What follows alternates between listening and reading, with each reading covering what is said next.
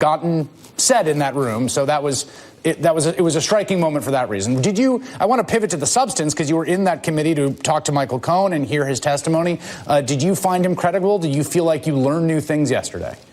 You know, what I did find is, I mean, this is a man that represented and was a personal lawyer for the sitting president of the United States for 10 years.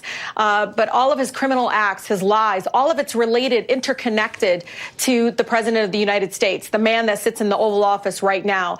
And so much of these criminal schemes continued on into the 2017 year, not only from the money that he paid back, the bribery that he paid back to Mr. Cohen, but also this constant just a reflection of what he is as a president. I mean, from the fact that he'd uses fraudulent schemes, the fact that he's lied in the past, all of the different terminologies that I think Mr. Cohen presented to all of us. It was very much eye-opening, but at the same time, a lot of us knew this was happening. But I think at a moment, I remember sitting there, and when he was saying that as he was leaving the Oval Office, Mr. Cohen looked back and President Trump says to him, you know, you're getting your next payment. It just takes a little bit longer because of the White House mailing system. I mean, at that moment, it's just the gravity of the fact that this is a sitting president of the United States sending, you know, I don't even call it hush money. It's bribery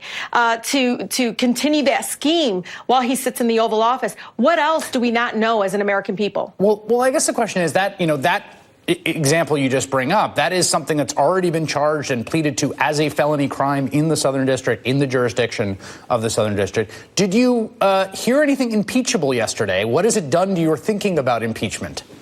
From day one, and everyone knows this, from the number of public statements, but also op-eds I've written and statements that I've made publicly throughout my district and even in D.C., I can tell you it is so much interconnected. But most importantly for me as an attorney, as somebody that even just took the oath of office and upholding the United States Constitution, it is my duty and responsibility to hold every single person to the rule of law, to the United States Constitution. And I can tell you the biggest fear and what makes many of us upset is the fact that he hasn't divested in any of his domestic or international businesses.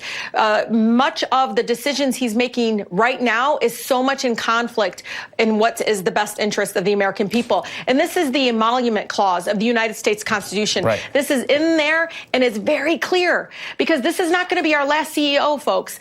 I mean, America needs to wake up and understand that if we're going to let this president not provide and be transparent about not only his taxes, but the fact that he hasn't completely cut ties with the Trump organization. We've already seen leases that have been entered into between the White House and the Trump organization. We've seen over 1,000 illegal contacts from Saudi Arabian government to a number of other entities with the Trump organization.